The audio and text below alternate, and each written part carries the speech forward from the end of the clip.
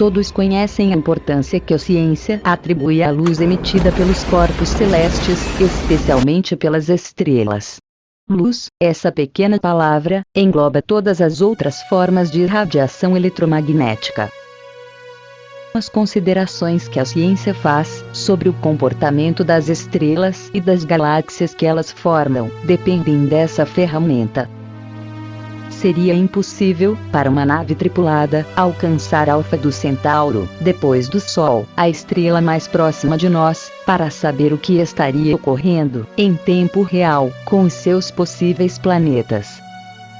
Imagine alcançar a galáxia de Andrômeda, situada a mais de 2 milhões de anos-luz. Essa nossa inevitável dependência, em relação às informações que a luz transporta, atribui à luz a função de mensageira do espaço.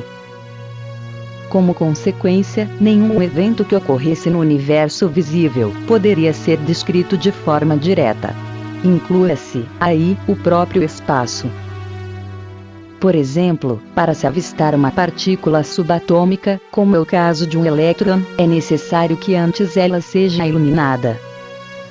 A luz que as estrelas emitem para o espaço é traduzida pelos nossos sentidos como sendo branca, ou composta pela mistura de todas as cores do espectro.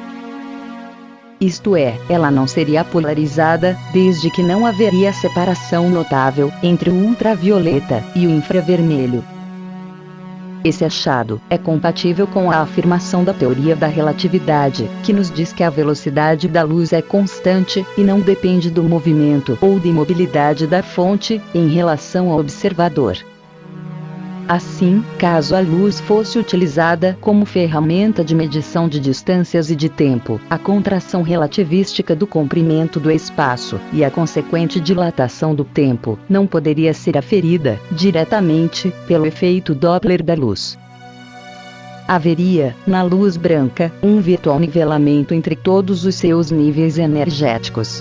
Levando em consideração esse detalhe, a física pressupõe que a luz de uma estrela distante se afastaria da fonte, na forma de ondas circulares, em que todas as suas faixas de comprimentos de onda se deslocariam com a mesma velocidade de 300.000 km por segundo. Quando se faz a luz passar através de um prisma, ela deixa de ser branca e se polariza, revelando um belo arco-íris, contendo todas as faixas coloridas do espectro da luz visível. As ondas de maior energia se aproximam do ultravioleta, e as de menor energia se afastam na direção do infravermelho. Essa propriedade da luz, de ser polarizável, foi o primeiro passo dado pela física na direção do efeito Doppler. O segundo foi associar o comportamento da luz ao do som, desde que ambos seriam formados por ondas contínuas.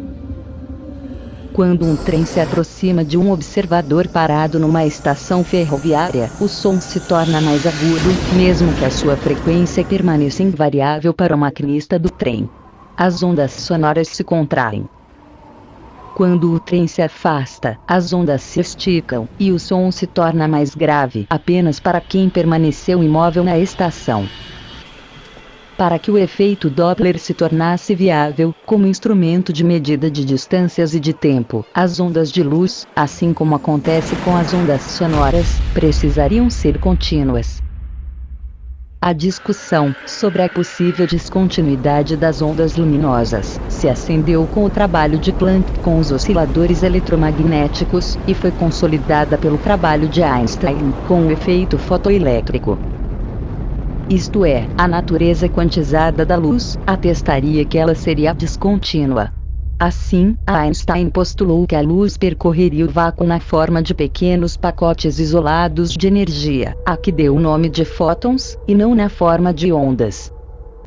Além disso, o efeito fotoelétrico considera que a luz, que incide sobre uma placa de metal, teria um comprimento de onda menor do que o da luz espalhada depois do choque. Esses dados científicos permitem supor que o efeito Doppler estaria expondo a separação entre o ultravioleta e o infravermelho, luz polarizada, com atraso, ou no momento em que a luz já estaria se despolarizando e se tornando branca para o observador. Esse problema decorreria da necessária quantização da luz, revelada pelos osciladores de Planck, e cuja natureza seria temporal. A física clássica considerava que ao se chocar com uma placa de metal, um elétron ficaria sugando energia, até que pudesse dar o seu salto quântico. Para isso, ele precisaria de algum intervalo de tempo. No entanto, já na década de 1920, ficou comprovado, experimentalmente, que nenhum módulo de tempo separaria o elétron livre da luz espalhada por ele. Isto é, enquanto unidade de energia, o quantum espalhado seria entregue pronto ao observador. Quando um quantum se choca com um elétron livre de uma placa de metal, ambos aparecem simultaneamente. O elétron recua, e o quantum se espalha. Se a luz não fosse empacotada ou quantizada, os nossos aparelhos rastreadores não poderiam capturá-la, e ela se tornaria invisível para nós. Segundo a previsão da física clássica, a luz emitida por uma estrela se afastaria da fonte na forma de ondas circulares, devendo apresentar-se para nós como sendo branca ou despolarizada. Assim, tudo indica que a polarização, flagrada no efeito Doppler e expressa na separação entre o ultravioleta e o infravermelho, teria que ter ocorrido durante o empacotamento atemporal da luz. Ou seja, antes que a luz se espalhasse na nossa posição.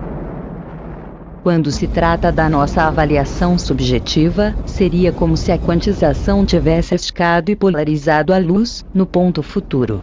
Durante o processo, o ultravioleta e o infravermelho teriam passado a ocupar os extremos opostos do espectro da luz visível.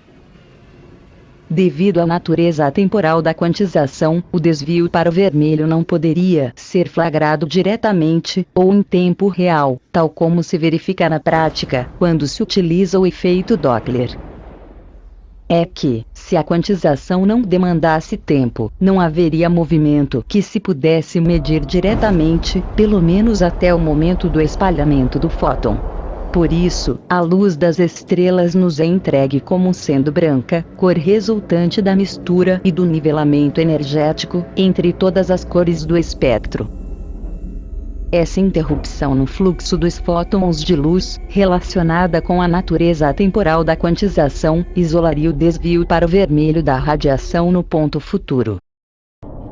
Ele não poderia ser detectado diretamente por quem estivesse observando a partir do interior do universo visível. Para o ponto de vista do observador, isso iria resultar na aparente continuidade das ondas de luz. Neste caso, apesar de aparentar o contrário, a nossa memória deveria estar atuando de forma descontínua. Essa continuidade aparente das ondas luminosas estaria por trás do conceito de isotropia do espaço-tempo, pois, sendo contínuas, as ondas não dependeriam do sentido da sua propagação. Para nossa avaliação subjetiva, e apenas para ela, a luz das estrelas tanto poderia estar chegando do futuro, como do passado. Se a luz tivesse sido polarizada no ponto futuro, ao acompanhar o seu empacotamento atemporal, o que vemos diretamente no passado da abóbada celeste, se transformaria numa imagem espelhada e inversa, do que teria ocorrido no nosso futuro. Isso implica em dizer que a inflação, flagrada pelo Doppler, não poderia estar ocorrendo em tempo real. Como as informações contidas na luz das estrelas nos são disponibilizadas por ondas circulares de movimento uniforme, compondo a luz branca, isso colocaria em xeque o efeito citado. Ou seja, as ondas circulares estariam nos entregando informações que não seriam compatíveis com a sua uniformidade. A técnica do Doppler estaria nos mostrando uma série de fotografias do nosso passado, sendo expostas quadro a quadro na abóbada celeste, depois de lacunas veladas, no fluxo do tempo. Assim, o desvio para o vermelho, e a expansão do universo sugerida por ele, não deveria estar acontecendo em tempo real.